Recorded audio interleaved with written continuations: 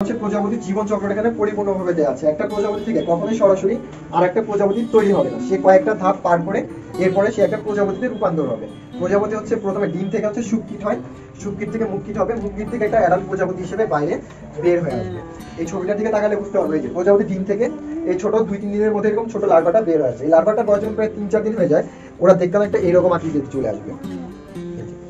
এই অবস্থায় আসার পর ওদের হচ্ছে আচ্ছা একটু খেয়াল করো, এই অবস্থায় আসার পর ওরা হচ্ছে খুব দ্রুত বৃদ্ধি পেতে থাকবে এবং 10 দিনের মধ্যে ওরা প্রায় এরকম হয়ে যাবে। এগুলো দেখা যাচ্ছে আকন্দ গাছে, এরপরে হচ্ছে আমরা টাইম ফুল বলি ওই গাছগুলোর দিকে বা সন্ধ্যামালতির দিকে গাছগুলোতে এগুলো পাওয়া যায়। আর এটা দেখা যাচ্ছে লেবু গাছ। এক একটা প্রজাতি এক একটা গাছের ইয়েতে ডিম পেড়ে যাবে এবং যে গাছে ডিম পারবে সেটাকে বলা হয় পোষক উদ্ভিদ। এই পর্যায়ে আসার পর 10 দিন হওয়ার পর ওরা একটা জায়গায় স্থির হয়ে যাবে, যেমন যেটা স্থির হয়ে ওরা ওদের দেহের আবরণটা চেঞ্জ করতে থাকবে, যেমন এই যেটা মাথার অংশটা কিন্তু চেঞ্জ করে ফেলছে।